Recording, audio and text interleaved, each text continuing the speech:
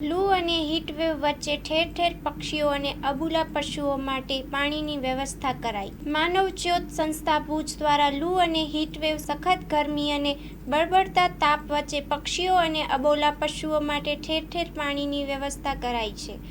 તરસ્યા પક્ષીઓને પીવા પાણી મળી રહે તેવા ઉદ્દેશ્ય સાથે કચ્છભરમાં 18,000થી વધુ પાણી પીવાના માટીના કુંડા ઠેર ઠેર લટકાવવામાં આવ્યા છે.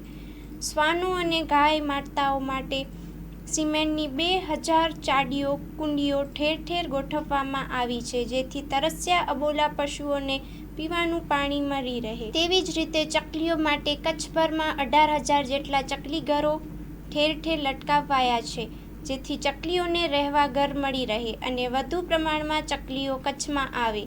જીવદયાના આ કાર્યમાં મંદિરો, ટ્રસ્ટો, સંસ્થાઓ, ગ્રુપો, યુવક મહિલા મંડળો તથા જીવદયા પ્રેમીઓ જોડાયા છે. વ્યવસ્થા પ્રબોધ મુનવર, રમેશભાઈ મહેશ્વરી, સુરેશભાઈ મહેશ્વરી, પૃથ્વીરાજસિંહ જાડેજા, સહદેવસિંહ જાડેજા, આનંદ રાયસોની, દીપેશ શાહ, કનૈયાલાલ અબોટી, નીતિન ઠક્કર, શંભુભાઈ જોશી, રફીક બાવા તથા સર્વે કાર્યકરોની ટીમ સંભાળી રહ્યા છે.